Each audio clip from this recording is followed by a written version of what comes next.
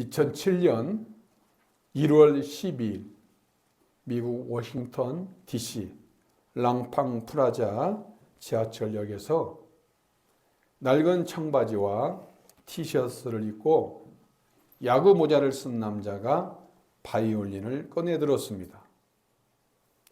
그는 약 43분 동안 바흐의 샤크너를 포함한 클래식 명곡들을 연주했습니다. 출근 시간에 그 앞을 지나친 1097명 가운데 발걸음을 멈추고 1분 이상 감상한 사람은 단 7명이었습니다.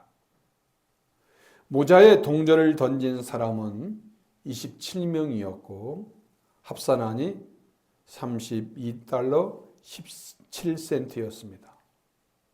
그런데 이틀 전 같은 사람이 보스턴 심포니홀에서 공연했을 때 좋은 좌석이 100달러, 우리 돈으로 약 15만 원 정도 호가했음에도 불구하고 입장권은 일찌감치 매진되었습니다. 그는 세계적인 바이올리니스트 조슈아 벨이었고 그의 손에 들린 것은 1713년에 제작된 350만 달러, 우리 돈으로 약 52억 원 가치의 스트라디바리우스였습니다.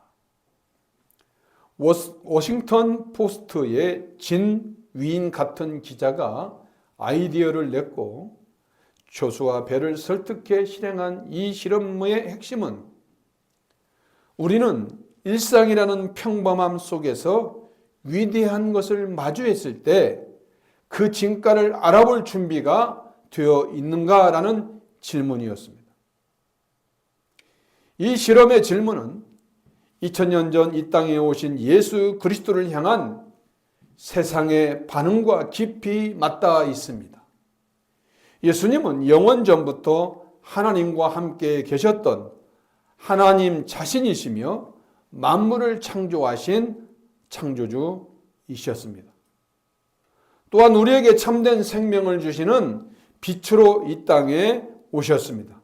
그러나 세상은 평범한 목수의 아들로 오신 그분의 신비와 위엄을 제대로 알아보지 못한 채 대부분 그냥 지나쳐 버렸습니다.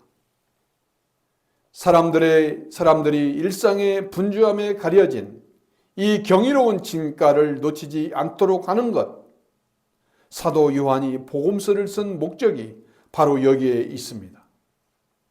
요한은 그 목적을 요한복음 20장 31절에서 이렇게 밝힙니다. 예수께서 하나님의 아들 그리스도이심을 믿게 하려 함이요 또 너희로 믿고 그 이름을 힘입어 생명을 얻게 하려 함이니라. 그래서 요한은 복음서의 첫 일성으로 우리가 무심코 지나쳤던 그분의 본질을 이렇게 1절에서 선포합니다. 태초에 말씀이 계시니라. 이 말씀이 하나님과 함께 계셨으니 이 말씀은 곧 하나님이시니라. 요한이 말한 태초는 우연히 선택한 단어가 아닙니다. 창세기 1장 1절에 태초에 하나님이 천지를 창조하시니라라는 말씀을 염두에 두고 의도적으로 한 말입니다. 지금 예수 그리스도 안에서 새로운 창조 이야기가, 새 창조의 이야기가 시작된다는 장엄한 선언입니다. 그런데 요한이 말하는 태초는 창세기의 창조의 시간보다 더 앞선 영원의 시간입니다. 시간이 생겨나기 이전, 공간이 펼쳐지기 이전, 우주가 존재하기 이전부터 스스로 계셨던 상태입니다. 그 영원한 사귐 속에 말씀은 이미 존재하고 계셨습니다. 여러분 성경 1절을 보십시오. 우리말 계시니라로 번역된 헬라어 엔 동사는 존재의 신비를 고스란히 드러내는 단어입니다. 이 단어는 어느 시점에 시작된 존재가 아니라 시작과 끝이 없이 영원히 지속되어 온 상태를 나타냅니다. 요한은 이 동사를 통해 말씀의 존재 방식을 다른 인물과 엄격히 구별합니다. 세례자 요한을 소개할 때는 세상에 나타났다, 생겨났다라는 에게네토라는 동사를 씁니다. 그러나 말씀이신 예수님에 대해서는 서론 전체에 걸쳐 의도적으로 계시다라는 뜻의 n을 사용합니다. 세례자 요한에게는 에게네토라는 단어를 썼는데 예수님에게는 n이라는 동사를 씁니다. 어느 시점에 우연히 존재하게 된 분이 아니라 영원의 시간 속에 계신 분임을 분명히 한 것입니다. 존재하시는 분이라는 것입니다. 피조물이 아니라는 것입니다. 영원성을 선언한 요한은 그 존재의 신비를 더 깊은 차원으로 끌어올립니다. 이 말씀이 하나님과 함께 계셨으니 라고 말합니다. 여기서 함께로 번역된 헬라어 프로스라는 단어는 단순히 한 공간에 머무는 정적인 상태가 아닙니다. 이 단어 프로스는 멋뭇을 향하여 멋뭇을 마주하여라는 역동적인 의미를 가지고 있습니다. 어린아이가 본능적으로 엄마의 얼굴을 찾듯이 사랑하는 여인이 서로의 눈에서 눈을 떼지 못하듯이 영원전부터 아버지와 아들은 서로를 깊이 바라보고 계셨습니다. 사랑은 반드시 마음을 쏟을 대상을 향한다는 것이죠. 삼위일체 하나님 안에서 성부 하나님과 성자 예수님은 천지를 창조하시기 이전에도 우리가 존재하기 이전에도 이미 그분들 사이에서 완전한 사랑 안에 계셨다라는 것입니다. 그런데 그 사랑은 그분들만의 것으로 머물지 않았습니다. 바로 그 말씀이 사람이 되어 그 하나님이 사람이 되어 이 땅에 오신 사건이 그 증거입니다. 그리고 그 완벽하고 풍성한 사랑의 사귐이 이제 우리를 향해 활짝 열립니다. 예수님은 요한복음 17장 21절에서 이 사귐의 신비를 이렇게 말씀하십니다. 아버지께서 내 안에 내가 아버지 안에 있는 것 같이 그들도 다 하나가 되어 우리 안에 있게 하사라고 말씀합니다. 영원 전부터 성부, 성자, 성령 하나님께서 나누시는 그 친밀한 사랑의 자리로 우리가 초대받은 것입니다. 말씀이신 예수님께서 영원부터 계셨다라는 사실과 하나님과 함께 계셨다라는 사실은 세 번째 선언에 이르러 그 정점에 달합니다. 이 말씀은 곧 하나님이시니라 라는 말씀입니다. 말씀이신 예수님은 하나님의 그냥 메신저가 아닙니다. 하나님의 대리인도 아닙니다. 예수님은 본질적으로 하나님 자신이십니다. 요한은 2절에서 이 놀라운 사실을 다시 한번 확인합니다. 2절을 보십시오. 그가 태초에 하나님과 함께 계셨고 라고 말씀합니다. 분명히 1절에서 이 말씀이 하나님과 함께 계셨으니 라고 선언했는데 같은 말을 2절에서 다시 반복합니다. 히브리인들은 절대 잊어서는 안 될 진리를 말할 때 2번 말합니다. 이것만큼은 놓치지 말라는 뜻입니다. 우리가 일상의 평범함에 속아 이 유대한 가치를 절대 잊지 않도록 마음의 문에 진리를 확실히 각인하는 것입니다. 그런데 이 선언이 당시 독자들에게 어떻게 들렸는지를 이해해야 사도 요한이 선포한 메시지의 무게가 제대로 느껴집니다. 당시 유대인들은 매일 아침 눈을 뜨면 신명기 6장 4절 말씀을 암송했습니다. 이스라엘아 들으라 우리 하나님 여호와는 오직 유일한 여호와이시니 라는 말씀입니다. 잠들기 전에도 이 말씀으로 하루를 마무리했습니다. 이것은 단순히 머리로 아는 지식이 아니었습니다. 숨을 쉬듯 암송하고 목숨을 걸고 지켜온 삶의 뿌리이자 그들의 정체성이었습니다. 이토록 철저한 오직 한 분 하나님이라는 유일신 신앙 위에서 이 말씀은 곧 하나님이시니라, 예수님께서 하나님이시라는 선언은 숨이 멎을 만큼 충격적인 것이었습니다. 유대 지도자들이 예수님을 죽이려 한 것은 이 선언을 오해해서가 아닙니다. 오히려 그 의미를 너무나 정확하게 알아들었기 때문에 격렬하게 반응한 것입니다. 요한복음 5장 18절이 말씀하듯 그들은 예수님께서 하나님을 자기의 친아버지라 하여 자기를 하나님과 동등으로 삼으셨다라는 것을 정확히 이해했습니다. 요한복음 1장에 이 말씀은 곧 하나님이시라는 고백은 그 시대에 2000년 전 1차 독자들의 시대에 목숨을 내놓아야 할 만큼 서슬퍼런 선언이었습니다. 그 선언 자체가 이미 십자가의 씨앗이었습니다. 이 장엄한 선포와 함께 요한복음은 처음부터 이미 십자가를 향해 걸어가고 있었습니다. 이것을 알면 우리가 예수님께 나아가는 방식이 완전히 달라집니다. 우리는 단순히 훌륭한 스승 앞에 서는 것이 아닙니다. 온 우주의 주권자이신 하나님 본체 앞에 서는 것입니다. 그렇다면 이분 앞에 서게 된 사람은 어떻게 됩니까? 역사 속에서 그 물음에 가장 솔직하게 답한 사람 가운데 하나가 어거스틴입니다. 어거스틴은 자신의 인생 이야기를 담은 고백록에서 치열했던 방황을 기록했습니다. 명예도 가져보고 쾌락도 즐겨보고 철학도 깊이 공부했습니다. 그런데 무언가 얻은 것 같으면 금방 사라지고 마음을 채운 것 같으면 다시 텅 비어버렸습니다. 어거스틴이 마침내 하나님께 돌아와 고백한 말이 이것입니다. 주님께서 우리를 주님을 향해 지으셨으므로 우리의 마음은 주님 안에서 안식을 얻기까지 참된 쉼을 얻지 못합니다. 그 고백이 왜 이토록 우리에게 큰 울림으로 다가오는지 아십니까?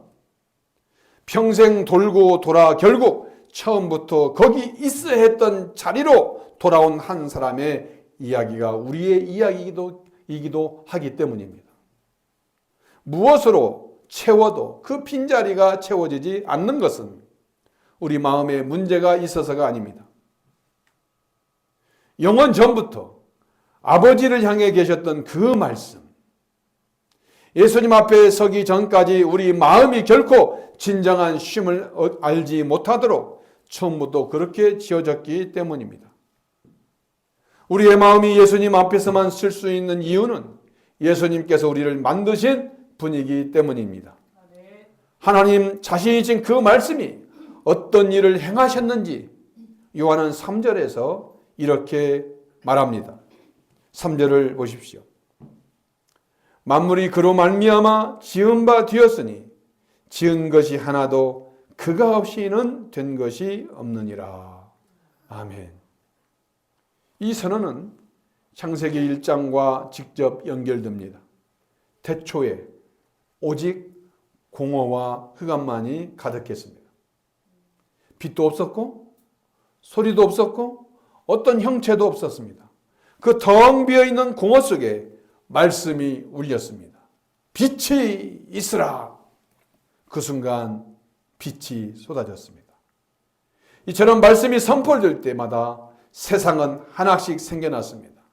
하늘이 펼쳐지고 바다가 모이고 땅이 드러났습니다. 여러분 생각해 보십시오. 저 밤하늘을 수놓은 셀 수 없는 별 하나하나, 들판을 뒤덮은 이름 모를 들꽃 하나하나, 바닷속 헤아릴 수 없는 생명 하나하나가 모두 이 말씀 한마디로 생겨났습니다. 요한은 이 진리를 지은 것이 하나도 그가 없이는 된 것이 없느니라 라고는 표현으로 확증합니다. 광대한 은하계도 눈에 보이지 않는 미생물도 우리의 몸도 우리의 마음도 단 하나도 예의가 없다는 것입니다. 이 사실 우리에게 중요한 이유가 있습니다. 우리를 창조하신 분과 우리를 구원하러 세상에 오신 분이 동일하신 분이기 때문입니다. 우리의 몸이 어떻게 작동하는지, 무엇에 기뻐하고 무엇에 좌절하는지, 마음 깊은 곳에 어떤 상처가 자리 잡고 있는지 예수님은 그 모든 것을 알고 계십니다. 인간의 본질과 마음의 형편을 완벽하게 빚으신 분이기 때문입니다. 그 예수님께서 사람이 되셔서 이 땅에 오셨습니다. 우주 만물을 창조하신 그 권능의 손을 내려놓으시고 우리를 구원하시려고 낮고 천한 말구 위에 아기의 몸으로 태어나셨습니다.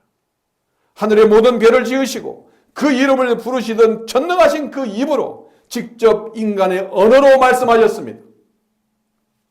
예수님은 우리를 지으셨기에 우리의 눈물이 어떤 의미인지 아십니다. 우리의 두려움이 어떤 무게인지 이해하십니다. 창조주만이 자신이 만든 존재를 그렇게 완벽하게 아십니다.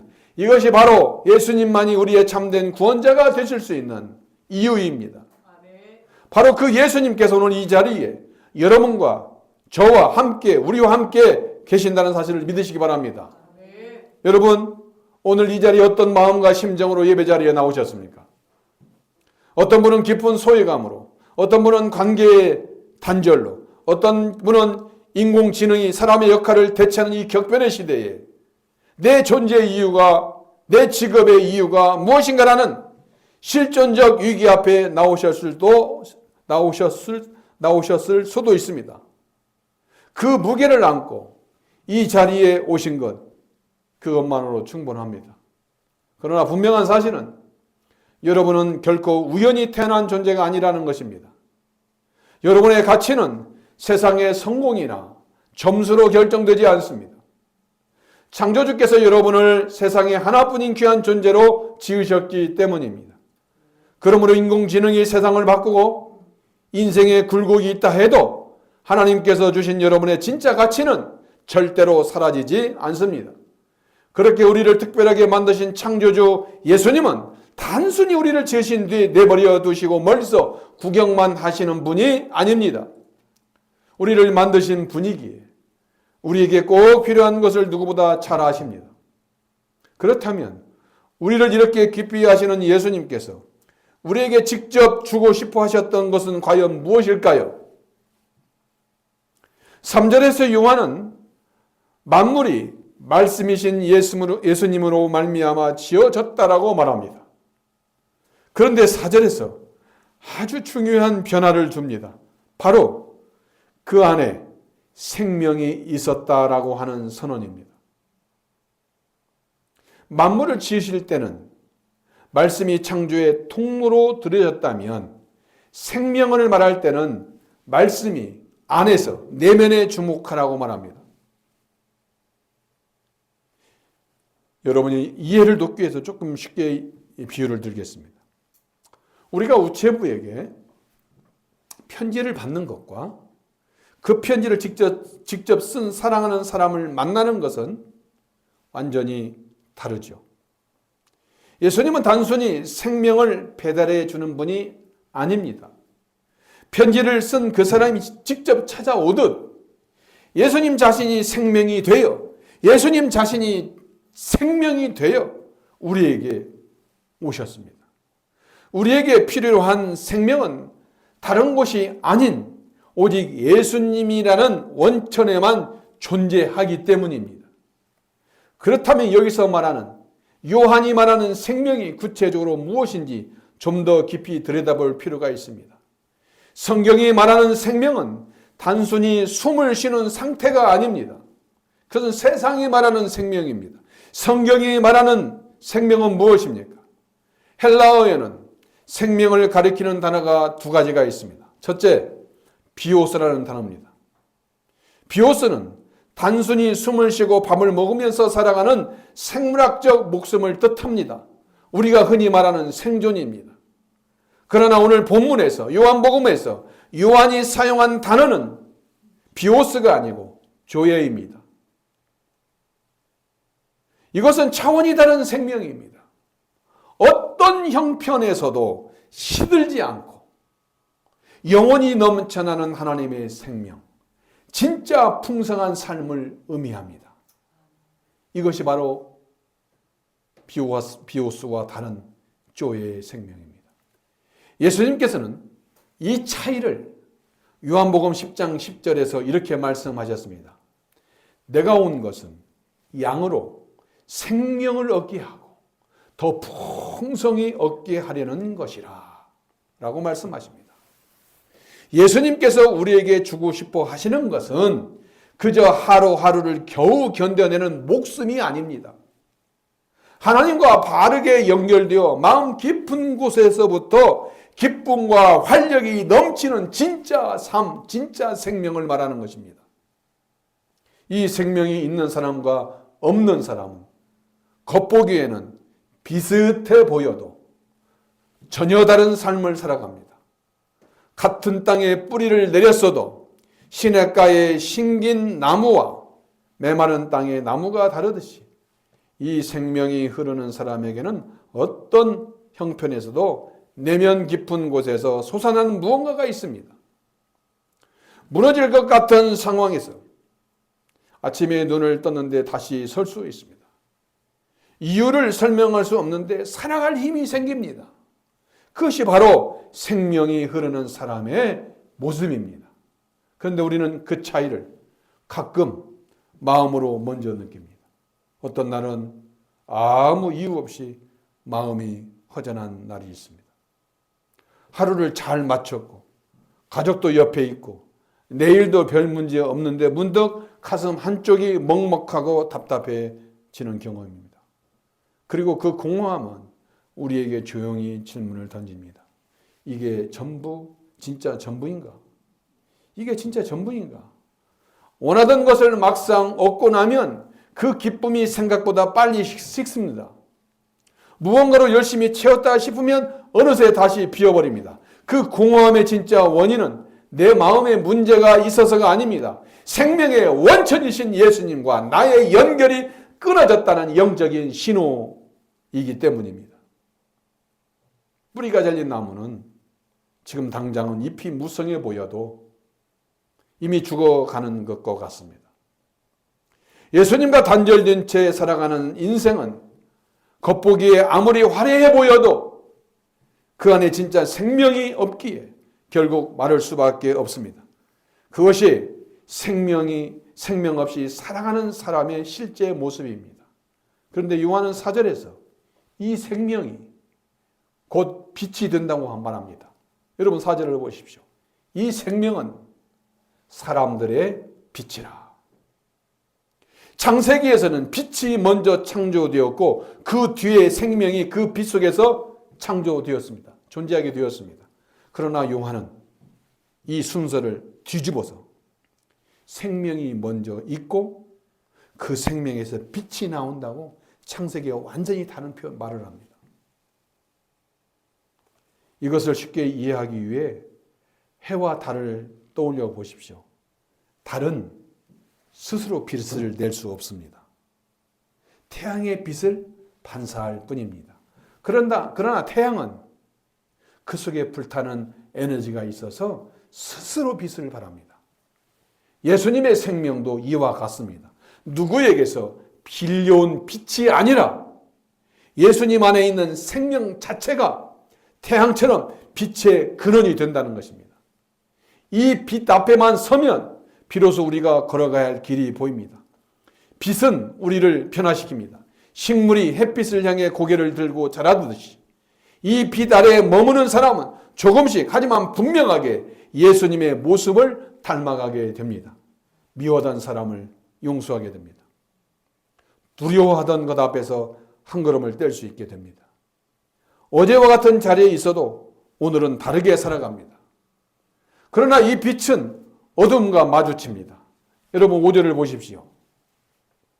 빛이 어둠에 빛이 돼 어둠이 깨닫지 못하더라. 여기서 깨닫지 못했다라는 말은 언어의 의미를 살펴볼 때 두 가지 중요한 의미가 있습니다. 첫째, 이해하지 못했다라는 뜻입니다. 빛이 비쳤는데 그 빛을 이해하지 못했다는 뜻입니다. 어두움은 이 빛이 어디서 왔는지 왜 자신을 비추는지 도무지 알지 못했습니다. 둘째는 이겨내지 못했다는 뜻이 있습니다. 첫째는 이해하지 못했다는 뜻이고 두 번째는 이겨내지 못했다는 뜻입니다. 어둠이 아무리 짙어도 이 빛을 눌러버리거나 결코 끌 수 없었다는 사실입니다. 이 두 가지가 말해주는 진실은 하나입니다. 어두움은 이 빛이 누구인지 알아보지 못했습니다. 그리고 결코 이 빛을 압도하거나 이길 수 없었습니다. 이해하지도 못하고 이기지도 못한 것입니다. 빛이 비치는 순간 어둠은 결국 물러갈 수밖에 없었습니다. 여러분, 골고다 언덕을 한번 생각해 보십시오. 그날 정오부터 오후 3시까지 태양조차 빛을 잃고 온 세상에 짙은 어두움이 3시간 동안 깔렸습니다. 제자들은 뿔뿔이 흩어져 문을 걸어 잠갔습니다. 아무도 말하지 않았습니다. 말할 수가 없었습니다. 바깥에서는 커다란 돌이 굴려져 무덤 입구를 막았고 로마 병사들이 그 앞을 지켰습니다. 그리고 침묵이 내려앉았습니다. 그 침묵은 뭘 말합니까? 끝났다. 끝장났다. 라는 선언이었습니다. 그러나 어두움은 정작 중요한 사실 하나를 알지 못했습니다. 그 빛이 어떤 존재인지 죽음의 권세 속에 결코 가둘 수 없는 생명의 원천이라는 사실을 몰랐던 것이죠. 사흘째 되는 새벽 무덤을 막았던 돌이 갈라지고 어둠이 아무리 누리해도 막을 수 없던 그 빛이 다시 강렬하게 타올랐습니다. 결국 어둠은 끝내 이 빛을 이기지 못했습니다. 그런데 요한은 이 승리가 과거의 사건으로 끝나지 않았다는 것을 한 단어로 새겨두었습니다. 5절에 비추되라는 말입니다. 비추다로 번역된 헬라어 파이네이는 그 시제가 현재형입니다. 그 빛은 2000년 전 골고다에 과거에 머물러 있는 것이 아니라 지금도 현재형으로 비추고 있다라는 것입니다. 세상이 우리를 속이고 그래서 좌절과 절망이라는 어둠에 힘들고 지쳐 쓰러져 기도할 힘조차 없는 그 막막한 자리에도 이 빛이 비추고 있다는 사실을 여러분 기억하시길 바랍니다. 2000년 전이나 오늘이나 어둠은 결코 이 빛을 이길 수 없습니다. 미국 워싱턴의 어느 지하철역에서 천재 연주자 조슈아 벨이 고가의 바이올린으로 아름다운 곡을 연주하고 있었지만 그 곁을 지나던 1000명이 넘는 사람들은 대부분 그냥 지나쳤습니다. 그 연주가 얼마나 가치 있는지 전혀 몰랐기 때문입니다. 만약 그가 누구인지 알았다면 결코 그냥 지나치지 않았을 것입니다. 요한이 복음서의 첫 시작을 태초에 말씀이 계셨다. 그 말씀이 하나님과 함께 계셨다. 그 말씀은 곧 하나님이시다. 만물이 그 말씀이신 예수님으로 말미암아 창조되었다.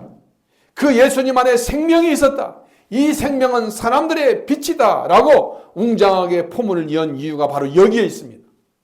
우리 앞에 계신 예수님을 그냥 지나치는 어리석음을 범하지 않게 하려는 것입니다. 요한이 이 글을 쓰던 당시 로마 황제는 자신을 우리의 주님이시요 하나님이라고 신이라고 부르라고 강요했습니다.